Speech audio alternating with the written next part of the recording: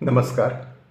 आज मी प्राध्यापक मधु पाटील सरांच्या ज्ञानपीठ पुरस्कारित प्रतिभा नाट्यात्म दर्शने या पुस्तकातील कुसुमाग्रज काव्य नाट्यदर्शन या नाटकाच्या मी पाडलेल्या 13 भागांपैकी 9वा भाग वाचतो. सूत्रधार. शेक्सपियरची मॅकबेथ आणि ऑथेल्लो ही 2 नाटके त्यांनी रूपांतरासाठी निवडली. त्यामध्ये उच्च दर्जाची नाट्यात्मकता असल्यामुळे, त्याचबरोबर त्यामध्ये राक्षसी महत्त्वाकांक्षा आणि एकनिष्ठ पत्नीबद्दलचा खोटा संशय या अपमूल्यांचा सूचित धिक्कार असल्यामुळं, या अपमूल्यांमुळेच या नाटकातील नायक नायिकांचा दारुण शोकांत होत असतो. कविमित्र. शेक्सपियरच्या नाटकातील एका सम्राटाचे अमात्य सेनानायक मॅकबेथ हा या रूपांतरित राजमुकुट नावाच्या नाटकात राजेश्वर या नावाने सम्राटपद मिळवण्यासाठी विश्वासघात करून त्यांच्या सम्राटाचा खून करतो आणि भविष्यकाळात सम्राज्ञी होऊ पाहणारी लेडी मॅकबेथ म्हणजेच रूपांतरातील अवंती त्याला पाशवी दुष्टतेची चेतावणी देत असते. रसिका. प्रारंभालाच राजेश्वराच्या सुप्त मनातील राक्षसी महत्त्वाकांक्षेची प्रत्यक्ष रूपे 3 डाकिणींच्या भविष्यकथनातून सांगितली जातात. पहिली डाकिणी. लढाई जिंकून राजेश्वर आले, नौबती शिंगांचे ललकार झाले. दुसरी डाकिणी. नमस्ते राजेश्वर, नमस्ते अमात्य, नमस्ते सेनानायक. तिसरी डाकिणी. नमस्ते, मिळवून दिलेल्या विजयामुळे आत्ताच सम्राटाकडून जाहीर झालेले पूर्व साम्राज्याचे मंडलेश्वर. तिघीही डाकिणे. नमस्ते, नमस्ते उद्याचे काची साम्राज्याचे शूर सम्राट. नमस्ते, नमस्ते सम्राट शूर. समीक्षिका. हे भविष्यकथन राजेश्वराकडून अवंतीला कळताच आणि काचीचे सम्राट बिल्वराज हे राजेश्वराच्या सिंधुदुर्गावर त्याचा पूर्व साम्राज्याचे मंडलेश्वर असा बहुमान करण्यासाठी येत आहेत हे कळताच आपल्या दिवाणखान्याच्या आंतरदालनात त्यांचा खून करण्याचे कपट कारस्थान रचते. हे कारस्थान पार पाडण्यात राजेश्वराच्या कमकुवत अस्थिर चंचल मनोवृत्तीमुळे ती साशंक आहे.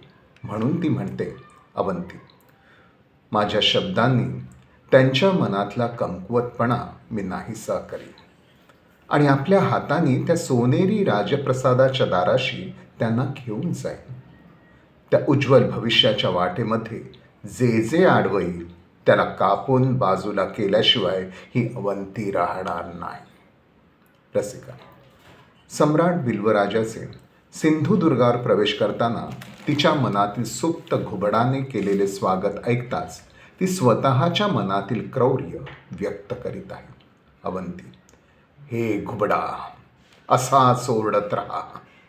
सम्राटाच्या जीवनाचं भरतवाक्य आणि आमच्या वैभवाची नांदी आहे.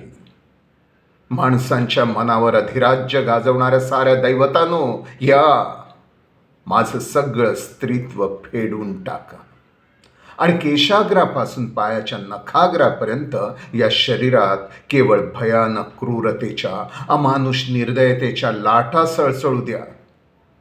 माझ्या अंतःकरणाची शिळा करा आणि दया, औंदार्य, माणुसकी यासारख्या नाजूक भावनांकडे जाण्या येण्याचे सारे दरवाजे बंद करून टाका.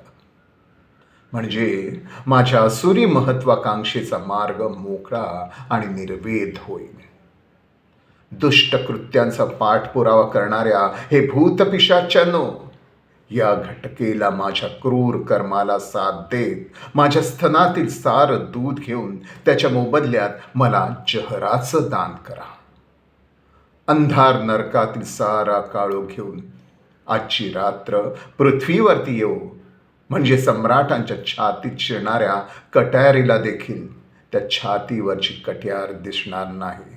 अशा अंधारानं दाही दिशा अंधारून जाऊ दे. समीक्षिका. सारा क्रौर्य मनात लपवून ती राजेश्वराच्या सिंधुदुर्गावर सम्राट बिल्वराजाचं स्वागत करते. राजेश्वराच्या मनात महत्वाकांक्षा असूनही त्याच्यापाशी धैर्य नसल्याने त्याला बजावत राहते अवंती. 7 जन्माची पुण्याईच आपल्या रूपाने सिंधुदुर्गावर आली आहे असे आम्ही मानतो. असं मी त्यांचं स्वागत केलं आहे. तुमच्याही उक्तीतून, कृतीतून, दृष्टीतून सर्वत्र स्वागताचं आणि स्नेहाचं मुलायम चांदणं भरून राहू द्या. वरतून बहरला आहे फुलांचा ताटवा, पण खाली फुसफुसते आहे चहरी नागिन. आजच्या रात्रीचा सारा कारभार स्वारीनं माझ्याकडे सोपवावा. सूत्रधार. आणि तीच आपल्या दिवाणखान्याच्या अंतर्दालनात पंचपक्वानांच्या मेजवानीनंतर सम्राट विश्वासानं गाढ झोपल्यानंतर ती स्वतः कट्यार घेऊन तेथे जाते. पण अवंती, महाराज झोपलेल्या अवस्थेत माझ्या वडिलांसारखे दिसतात म्हणून, नाहीतर मीच या हाताने कट्यार चालवली असती. सूत्रधार.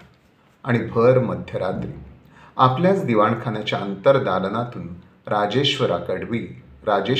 राजेश्वराकरवी सम्राट बिल्वराजाचा ती खून करवते आणि राजेश्वर भयभीत होऊन रक्ताळलेल्या हाताने बाहेर येताच होणारा उभयतांमधील संवाद.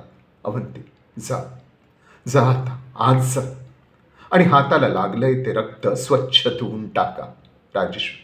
हे हात, अरे हे डाग माझे डोळे काढायला पुढे येत आहेत असं वाटतं. 7 समुद्राचं पाणी एकत्र करून ओतलं तर या हातावरचे हे रक्ताचे डाग धुतले जाणार नाहीत. अवंती. माझे हात कट्यारी आत नेताना रक्ताने माखल्या, पण तुमच्यासारखे भेकड विचार माझ्या मनात आले तर मला शरम वाटेल त्याची. थोड्याशा पाण्यानं हातावरचं हे पाप धुवून जाईल, त्याची एवढी खंत नको करायला.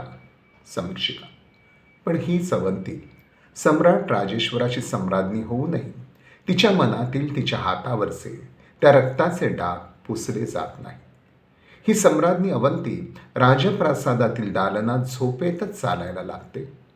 अंगावर शाल घेत रात्रभर पलंगाजवळ भीतीने दिवा जळत ठेवते.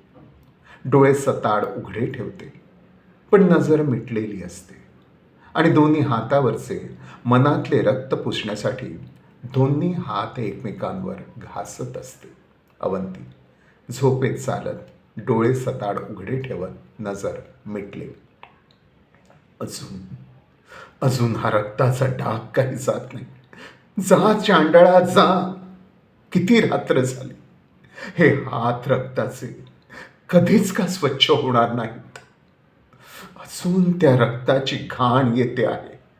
नंदनवनातील साऱ्या फुलांचं अत्तर ओतलं तरी सुद्धा माझ्या हातांची दुर्गंधी जायची नाही. आई ग आई. रसिका.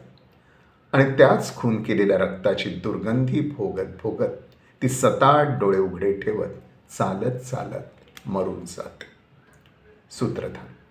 आणि विश्वासघातकी राजद्रोही राजेश्वराचा तर भीषण शेवट होतो. इथे हा भाग थांबवतो. धन्यवाद.